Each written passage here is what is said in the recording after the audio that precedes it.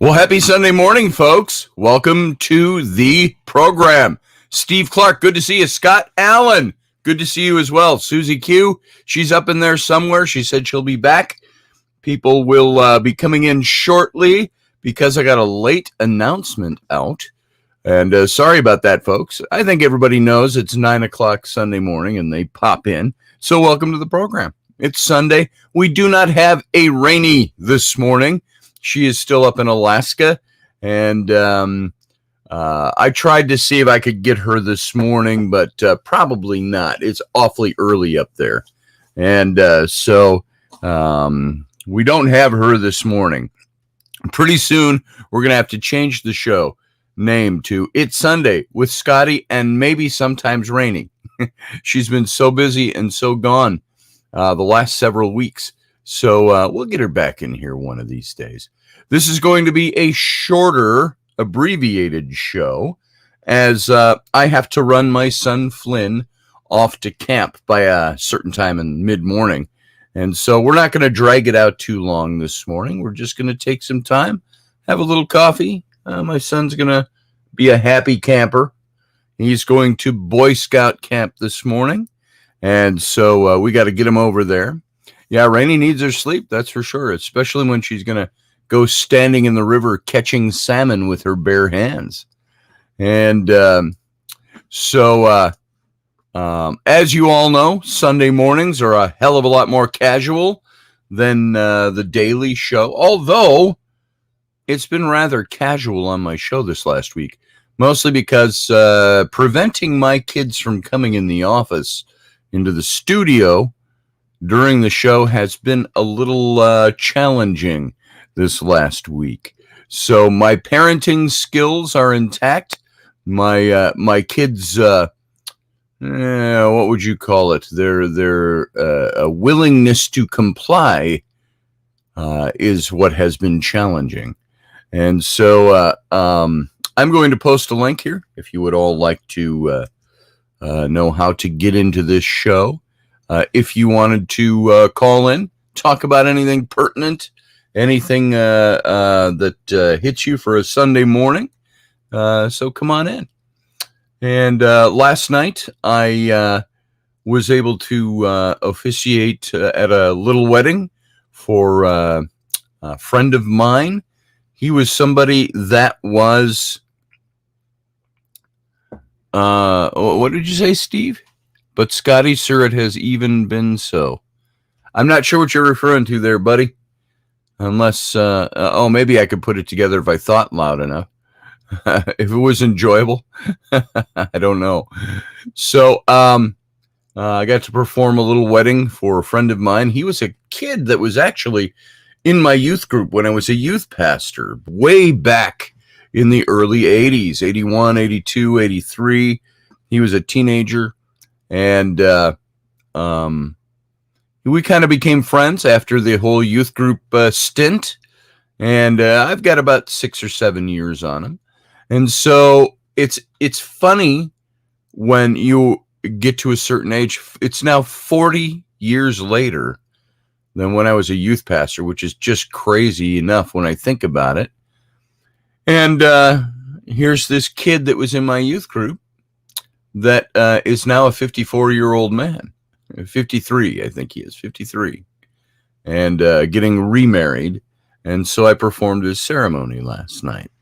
And I talked a bit in the little homily and about the way we love our spouses. And I said, you guys, you know, they're adults, they're mature people. And how do you speak to somebody about marriage when they're in their 50s? And and they'd been there before. And so I said, you know, I think the best way to approach marriage nowadays, and I looked at my own experience, I said, is that you stop worrying about the small stuff, because it's all the small stuff, and never lose your awe for each other. remain in awe of each other all the time. And I said I said, it's not that you're not going to get mad at each other. It's not that you're not going to have arguments. It's not that you're not going to have drop down, drag out arguments. But one thing you've got to do is always remain in awe of each other. And the love part, I said, that's natural. And I said, but love, or the emotive love, comes and goes.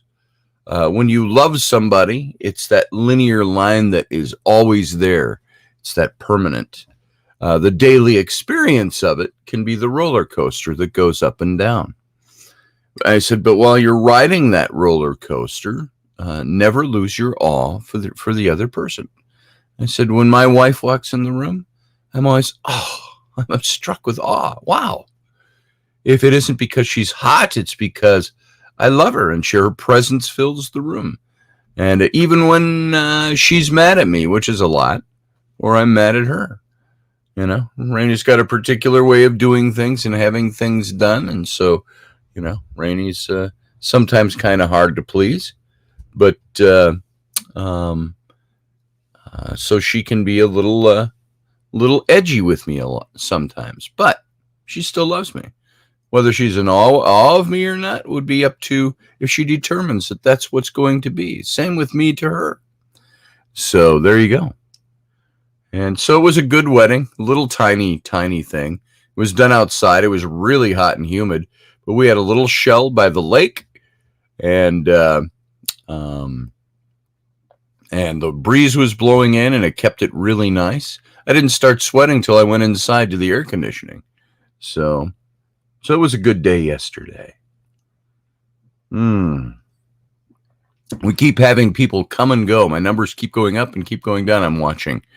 So I don't know if we're not somebody's cup of tea this morning or if somebody's having trouble connecting. So, but here we are. And it's going to be a very short show this morning because I have to go wake up my son. I'm just looking at the clock. I have to wake up my son, who stayed up quite late again last night, despite my telling him to go to bed. The one thing I can't do, I can't make him go to sleep after I've fallen asleep. I can't keep monitoring him. So he stayed up quite late. I think he fell asleep in his closet last night, which seems kind of weird when you say it that way. But he's got this huge closet in his bedroom, and he's got stuff he pulls in there sometimes. He works on stuff in there or sits and reads in there. This big old closet off his bedroom. And I didn't see him in his bed this morning, and I didn't see him down here. So I haven't gone back up to see if he's in his closet. He may have fallen asleep on the floor in his closet, for all I know. Or he's up in my bed somewhere, and I just lost track of him and all the blankets and pillows. So,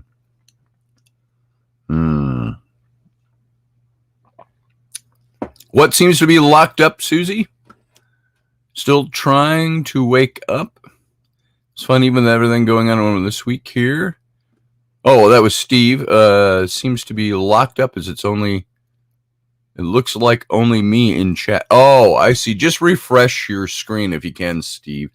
There's Susie Q is in there, and Scott Allen is in there. Good morning, Scott Allen. And that's it. That's all that's in the chat room this morning. We've only got, according to this, we've only got 4 people watching the stream this morning. So that's interesting. And maybe I got the announcement out too late, but everybody knows the show is here. So we're just, like I've said a couple of times already, we're just going a little shorter today because I got to boogie out of here. What's everybody's day like? What you got going on? Mine is driving my kid over to camp, and got to stop at Walmart on the way and pick up a couple of things he's missing. Like, what doesn't he have? A mess kit. I thought we had one. You know, those little tin mess kits you could get at the little bowl, and it's got a plate, and it's got a fork and a spoon, camping stuff. And, yeah, that's it, Scott Allen. Exactly. Everybody will pop in at the end of the show. So there must be something exciting going on somewhere else this morning. So Because we're not very exciting on Sunday morning. We're just doing morning coffee and chatting. Susie, you two-timer. What's Susie doing? Oh, you're in two places. What other place are you in? So, hey, Elderberry. Good to see you, brother. And good to have you here. So, yeah, I got up at, I didn't get up late, but I came in a couple of minutes late this morning. Was making coffee, feeding the cat, running around, realized my hair was all sticking up because I had just woken up. I didn't even look in the mirror. And so splashed a little water on my face and my head and got my butt in here. So good to see you. My lights are very bright this morning, it seems. I wonder if I can adjust that a bit to be not so bright and washy. So, Susie, I was in two chats. Jen was live at Scott Allen. Who is Jen? Which Jen was live this morning? Jen from here? Jennifer Roberts, that's right. Yes. That's, I was thinking that when you said Jen. I never call her that. I never call her Jen. So it didn't click right away with me. Yeah, I didn't see her this morning, but it's my yeoman. Maybe she'll pop in this morning a little bit before we're done. And so what have you all got going this morning? I'm not going to do readings this morning. I'm not going to do anything in particular that's out of the ordinary. It's going to be a rather dull show for some of you, maybe. And I say that tongue in cheek because we're not really doing anything super special this morning. But I am going to hit a couple of news points just because the news is good. I'm looking at an article right here. This is on the Blaze Media. This is just news. This is just current events, folks. The headline says that the U.S. Olympic athletes have to respond now to fierce criticism after it's revealed that they're unvaccinated. It's 100% a personal choice, is what they're saying. So I don't know how you all feel about the vaccinations and the big push to get everybody vaccinated. And I don't know why we're pushing that so hard. Why the White House is pushing that so hard. Well, that seems to be one of the main pushes going on in the White House right now. Hey, Lucky Stone, good to see you. So without getting too political about it, let's look at the current event of it. And so after it was revealed that a number of the U.S. Olympic athletes were competing at the games without being vaccinated, they faced fierce criticism online, which led several of them to fire back in defense of their choice to not receive the COVID-19 vaccination. Now, what's interesting is who's criticizing them versus who criticized the person who was supposed to be there representing the United States. Now, the Olympics hadn't actually started yet, but a week ago or so, who was all offended that the national anthem was being played, and when they were announcing her and others, and yet she's supposed to be there representing this country, but was all offended that the national anthem was being played. So this story goes on. It says the Führer began, not the Führer as in Hitler, but the Führer, the uproar began several weeks ago with swimmer Michael Andrew, who declared early in July that he wasn't going to receive the COVID-19 vaccine because he'd already been tested positive for COVID and recovered. Andrew was fiercely criticized for the decision. Now, that's the thing, folks. The science behind it is saying that if you have COVID, you've built up an immunity, and your body is building immunity to it. And especially when there might be controversy over the vaccine, the vaccine's probably unnecessary, even if it wasn't experimental. So with putting all that aside, he said, so my thought pattern is kind of like this. If I've already got it, there's not as much health risk for me.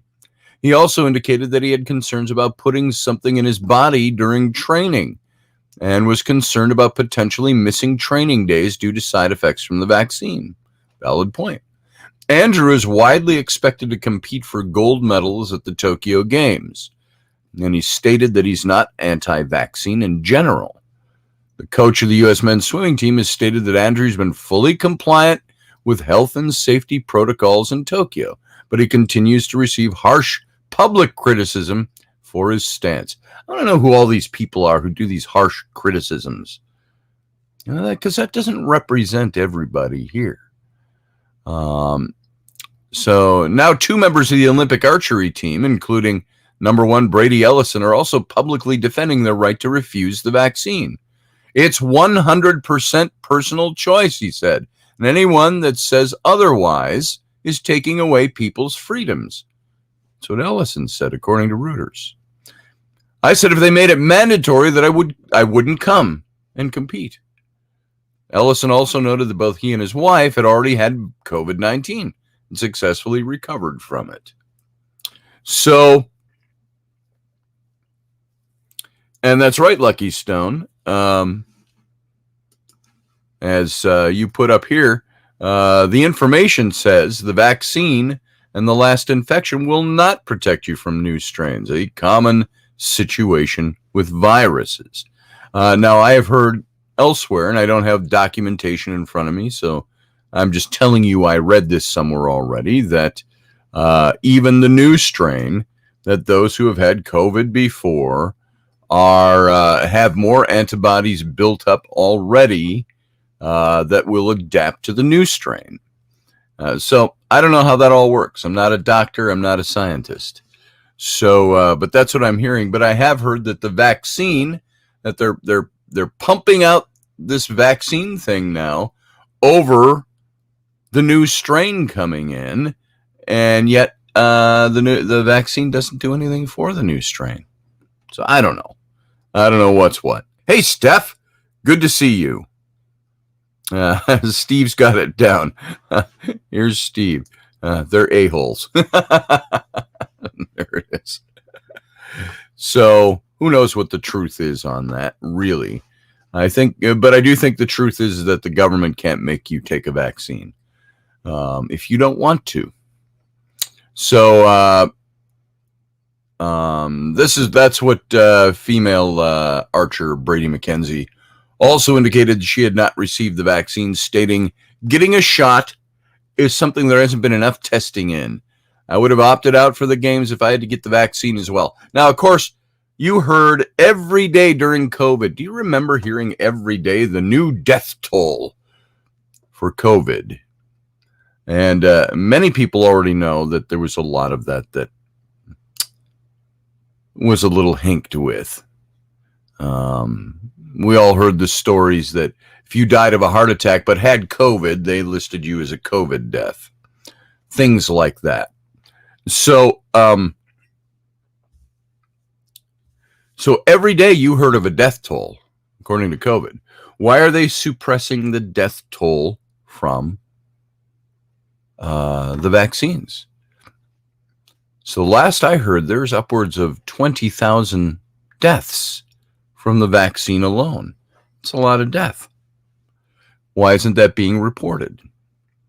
Now, again, I don't have my statistics in front of me because I didn't plan on talking about this. So I can get those, though. We'll talk about them. So both of these archers at the Olympics also indicated that they would comply with the Olympic team's health and safety protocols, including wearing a mask on the field, which is really stupid when you're performing athletics. When you're out being athletic, you don't wear a mask. I got to tell you, I had last year during COVID, I had PT, physical training for stuff with my heart. Going in and being monitored and doing a whole series for a few weeks of 3 to 4 days a week doing PT. And I knew what I could do, and I knew I could do it here, but they wanted to monitor me there. But they wanted me to get all hot and sweaty and out of breath and running and panting and all of that. But I had to wear a mask. And I said, I'm not going to exercise with a mask on. Are you stupid? I didn't say stupid. I said, you've got to be kidding me. I said, you want me to exercise and wear a mask at the same time? I said, I have a hard enough time breathing through a mask. I said, no. I said, I tell you what, just cancel me. I'll go do this at home. I'll take care of it myself. So, Scott Allen, what are you saying here about hand sanitizers and stuff? First, Scott Allen says they'll find a way to make it mandatory eventually. Yep. I never believed the daily rate of cases I hear. Yeah, I didn't either at the time. And I don't know why the big tech supports it all. It's because there's a political agenda in there somewhere. We all know it. I'm going to talk as if I don't know any of this stuff. There's got to be a political agenda in there for everybody who's supporting it to support it when there's not enough information about it. They're supporting one side of science, but not the science is controversial on this. It's not clean cut and dried. Scott Allen said a guy told me the other night that 3 of his family members died after the jab. Scott avoids hand sanitizers too. Steph says they're going to push businesses to make it mandatory. They will probably either give an incentive or deny them something. That's how the government works. That's exactly what's going to happen, Steph. You're going to have not the government coming out and making it mandatory, but businesses saying, you can't do this or you can't do this. You can't enter our establishment unless you're vaccinated. Now my grown daughters, are taking our whole family to Disney World in September. It's about 6-7 weeks from now. And, which by the way, pre-announcement, I won't be doing shows the week I'm in Disney. So I'll probably do some spot live shows and stuff, but I haven't figured that all out yet. But beside that point, my daughters are very pro-vaccination. And they're very worried that we're not going to be vaccinated prior to going. And I said, look, to put it all to bed, I said, Rainey and I both have medical reasons we cannot take the vaccination. I said, beside the point that I'm not going to take the vaccination. Felt like somebody just grabbed my butt, seriously, and there's nobody there. Just saying, folks, that's the way it rolls around here. So, I mean, literally, I thought I was leaning up against something, and there's nothing there and nobody there.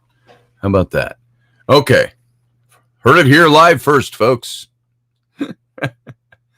Anyway, so what my daughters are concerned about is if there's going to be some kind of new mandate that Disney puts out. Everybody's got to wear a mask, or everybody's got to be vaccinated, or everybody this and everybody that.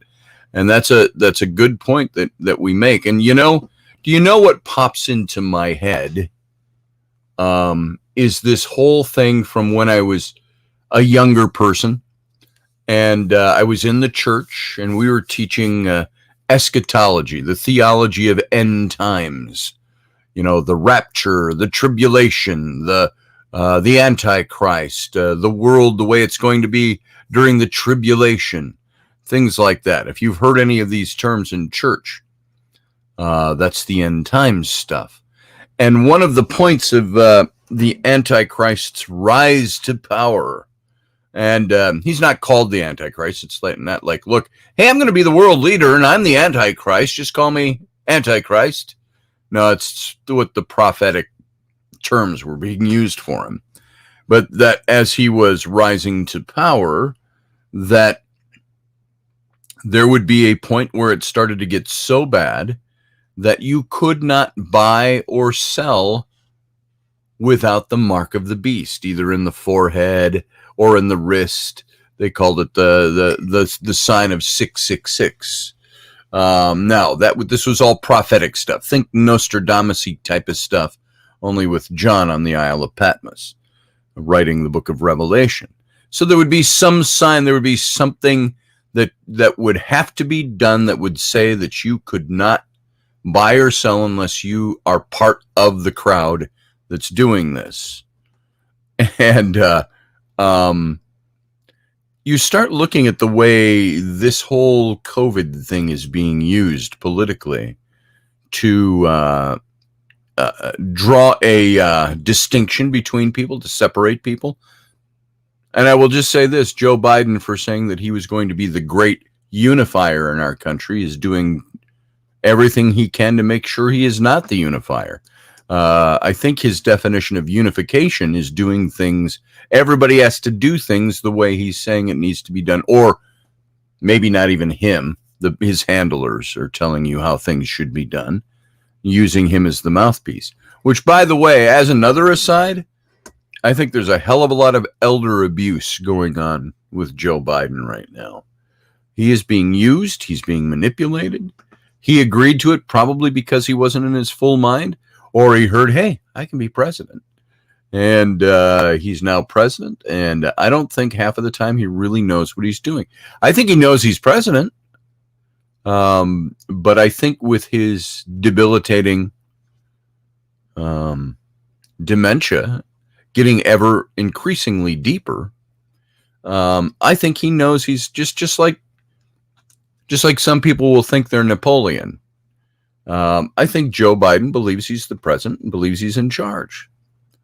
I think he believes that, and that's very sad for that man who is the president of the United States. I don't blame Biden for any of this, for any bad decisions being made or anything. I don't blame him at all. I feel bad that the man is in that situation. Man should have been retired and stayed retired, gone fishing, not dragged kicking and screaming into that. I don't think he was kicking and screaming. I think he got dragged into this. And I think his wife is just as culpable for that, for dragging him into that. I think you've got to think there's some awfully big payoffs in this that are off the books. So anyway, that's an aside. But why is the administration pushing this so hard?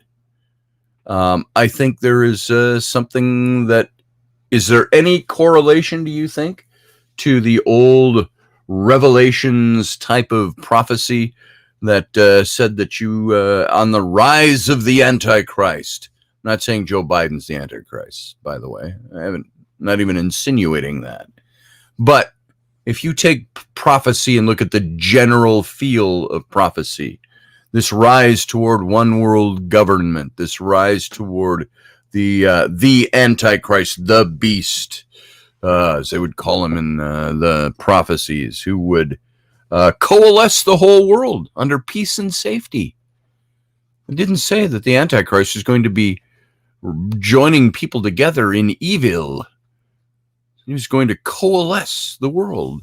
He was going to be looked to as the leader of the world, the one who would bring us all together and give us all peace and safety. And he's somebody who would rise to the top. Now, the prophecy also said he was going to be a Jew who could name his tribe, his Jewish tribe. So I don't think it ever was Hitler or Biden or Obama or whoever whose name you want to plug into that, Ronald Reagan, whatever. No, of course not, because it doesn't fit the prophecy. But the whole prophecy of end times This idea that you have to have some kind of mark in you, or you have to have taken some kind of mark of identification, otherwise you would not be able to buy or sell, and you would be an outcast in society. Do you think that fits the mold? Do you think people who know that it fits the mold are making any of those decisions? It's interesting stuff. John Lennon, the Antichrist, maybe. I don't think he was shot in the head, though. It also said the Antichrist would be somebody who was wounded. Wounded in the head, I thought, and resurrected, meaning coming back from something that looked like death or whatever. Lucky Stone, I think you've got it there. Joe Biden has no idea what's happening. He just wanted to have the power he strived for all his life. Exactly. And I think there's nothing wrong with being ambitious and wanting to have that, but he failed at it twice before. This is why I think he made it in this time. He made it in, and I think he's just happy to be there. And I think he probably thinks, here I'm going to reveal a little bit about what I believe, but I think he probably thinks that he won fair and square. And I don't think he even thinks that far.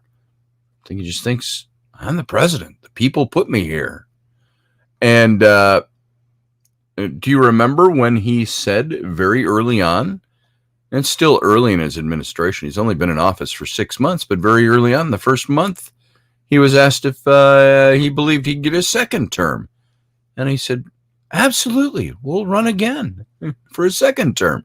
You know, early on in the first, and I remember I watched that and I was like, what? Why don't you see if you make it through your first term? Which told me there was a detachment from probably where he really is. He has no idea. So, anyway, hey, Master Finn, good to see you.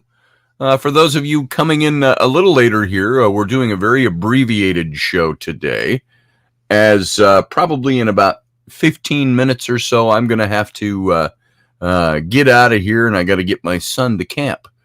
Flynn going to scout camp for the week. This is going to be his first time alone going to camp for a week away from home. So we got him all packed up yesterday, and I had to do the wedding yesterday afternoon and last night, and I told him to get all his stuff together, and I got home and he hadn't done anything yet. So we were up till about 11 o'clock making sure all his gear was packed up for the week, and it's amazing the stuff they have on the list that you got to bring with you. So, Matt Finn is having some technical difficulties. I'm not sure what DS. I don't know nothing about tech. What the heck's the DS? So, while my lighting is just seems off today, it just seems like there's too much of it or something. I don't know what it is. My lights are all hinky today. And maybe that's a little better, a little toned down. So, yeah, Biden, Elderberry. Biden used to have hair like Homer Simpson. Now look. Exactly. So, yeah, Scouts is co-ed now. Well, I know his Boy Scout troop isn't. I think that's a thing of choice along certain. I know the Cub Scouts are now co-ed. Flynn is now Boy Scouts. So I don't know what they're doing. I know they have the different dens or whatever you want to call them within Boy Scouts. And that the girls can now join Boy Scouts because it's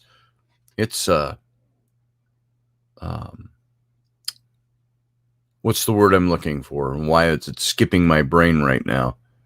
It's you can't have a boys' club without girls allowed to be in attendance. Now, in our case, we kind of liked it because Girl Scouts here sucked big time. It was all arts and crafts, and they weren't doing anything. The parents that wanted to take over that stuff didn't do shit for the kids. So they didn't learn. And so when Cub Scouts opened up to the girls, our girls, we put them both in there because they got to do the things that they saw Flynn doing in Cub Scouts that they weren't. Why don't we get to do that kind of stuff in Girl Scouts? So we were cool with that. And all the parents in our troop here, they were all cool with it. So Boy Scouts, I think it hasn't affected in our area yet, though. It's still Boy Scouts. The older they get, men mentoring men is okay, I guess, in some circles.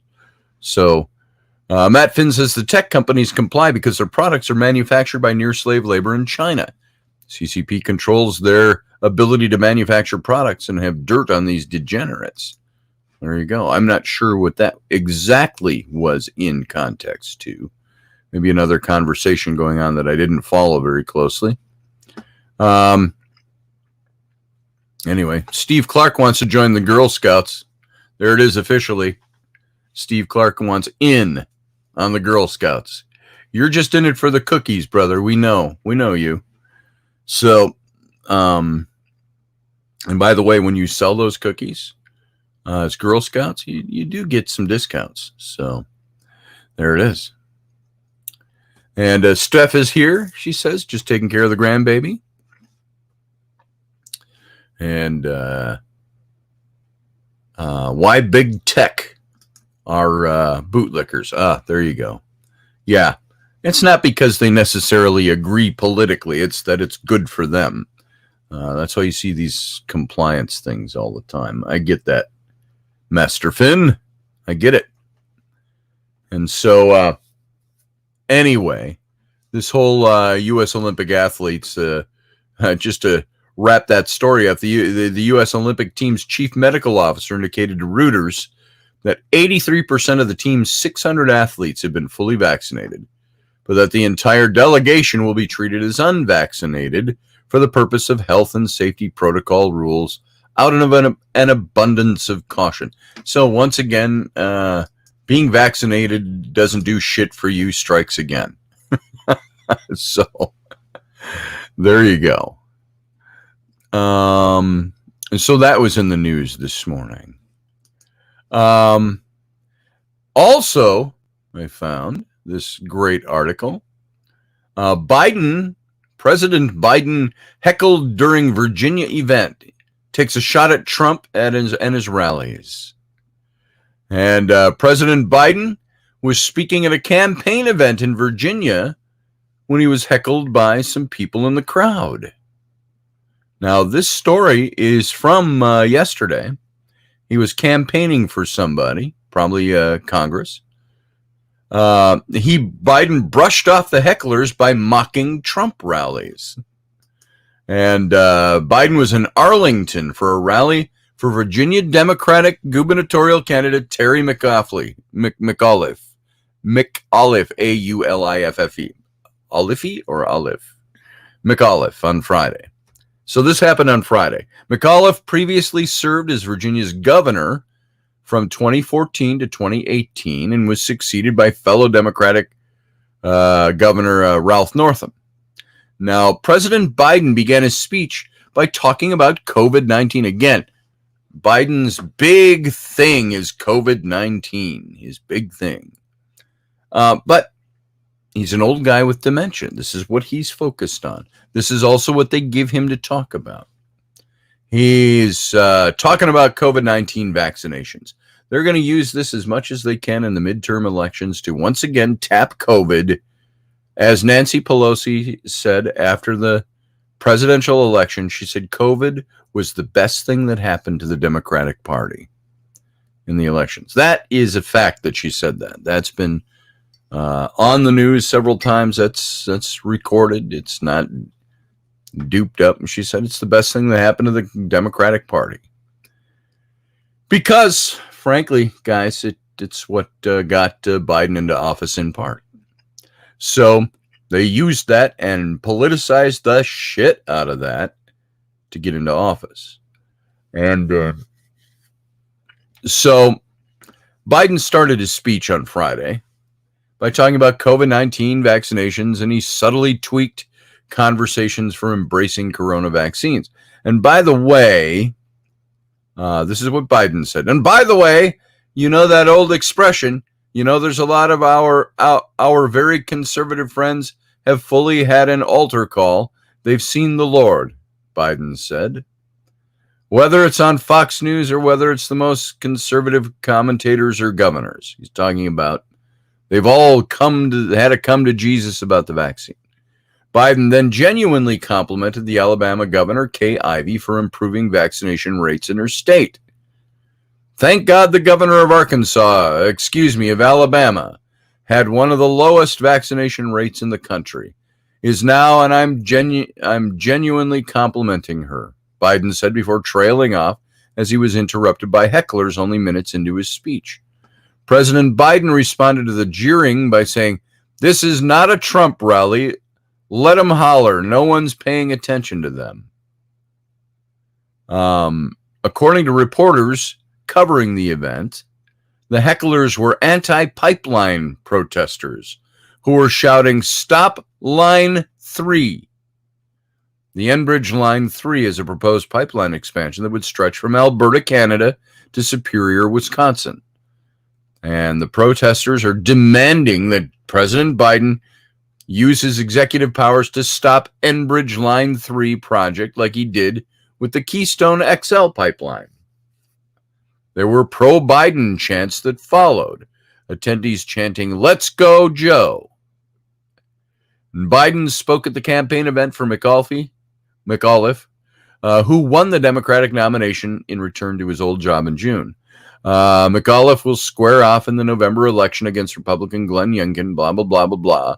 During the campaign event, with an estimated 3,000 people in attendance, Biden taunted Trump by bringing up the 2020 presidential election. Biden said, "Terry and I share a lot in common. I ran against Donald Trump, and so is Terry." That's what he told the crowd, Biden. And I whipped Donald Trump in Virginia, and so will Terry.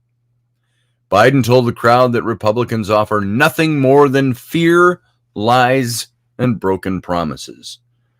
I got to ask you, when you're looking at the definition of fear-mongering for running for office, what do you got when you look at the Biden administration?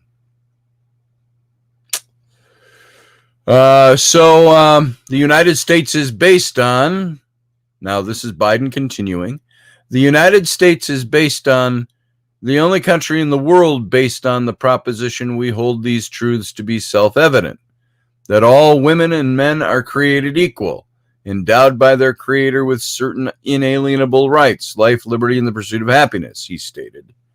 We've never met the test, but we've never walked away from it like the Republicans have. So at the rally, Biden's first in-person campaign event appearance since becoming president. He stumped for McAuliffe. You're not going to find anyone who knows how to get more done for Virginia than Terry, Biden said. Off your election, the country's looking. This is a big deal. So recent polling shows McAuliffe ahead of Youngkin by 46 to 42%, with 12 undecided. And so that's Joe Biden was heckled in a speech. So it's 9:49, folks. It's almost 9:50. Are you seeing that Fakey Nice wants to vaccinate for the next pandemic? Gee whiz, Dr. Fakey. What else have you created that you will deny? There it is. So, yeah, he's the one that won blackface VA governor. That's right, Iowa X.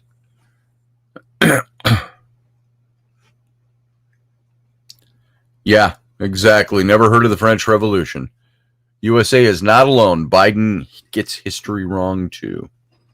Well, folks, I got to tell you, I don't want to leave on a negative note of current events and presidential politics and stuff. But I have to get going early. And as I said when we first started this morning, And once or twice in between, I've got to make this very abbreviated gathering this morning because I've got to take my son to camp. And so he's all packed and ready to go. He's still sleeping upstairs. I got to go wake him up, get him to splash water on his face so we can get him out of here. And so everybody, thanks for being here. Sing a diddly on the way out. I don't give no diddly. Mares eat oats and does eat oats, and little lambs eat ivy, a kittle eat ivy too, wouldn't you? Whales eat eels, and snails eat eels, and little clams eat oysters, a squid'll eat oysters too, wouldn't you? That's a diddly. So, Lucky Stone says, have a wonderful, prosperous day. Favor be with you all. Yeah, I hope you all have a great day today. Steph says, hope you have a great day, and Flynn has a great time at camp, and he will have a good time. Love you, sir, says Susie Q. Love you back, Susie Q. That song makes me think of Twin Peaks. Yeah, that was a Bing Crosby thing. So way back in the day. So, all right, everybody, you all have a great Sunday. And I wish we could be here a little longer and do a little bit more. Wish Raini could have been with us this morning, but she could not. And she's up in Alaska. I don't know if they've gone salmon fishing again yet or not. But maybe we'll get her sometime this week. We're not sure. She's going to be in Alaska now until next Sunday she comes home. We extended her trip up there so she could have a little more relaxation. And my kids called her yesterday, once again, got her involved in all kinds of stuff around here. And it's like, come on, kids, let mom vacate from home stuff. We got it covered. We can take care of stuff here. And not that she can't have her input. It's that the kids want to bring all. It's like one, for instance, this last week. I told the kids, no, you cannot play with slime in the house. I said, I've put a ban on slime. It gets into everything. No more slime. Well, I was asked, can we get slime, Dad? No slime. Answer's no. What'd they do? They snuck away on the phone. They called Mom and said, Mom, can we get some slime? Dad said we can't have any. It's like, leave Mom alone. She's on vacation. Let her vacate from those decisions right now. Dad's got it covered. So, are you talking salmon up there, Elderberry? She's hoping to catch some fish and be able to bring them back on the plane, ice pack them, and put them in a cooler of some kind that will that she can check and bring them on the plane. So we'll see. Knock on wood. Hopefully that'll happen. All right, guys. There's the long goodbye. And so I'm just going to say I wish you all the best Sunday. I hope you have a good week. And sorry, we're cutting out ditching early today. I'm going to go run my son to camp. And we'll see you all tomorrow. Remember, Monday through Friday, 9 p.m. Central, 10 p.m. Eastern, 7 p.m. Left Coast, 2 in the afternoon, Australia somewhere. The Intrepid radio program right here at the same time as every weeknight. And you all, you know what? Live long and prosper.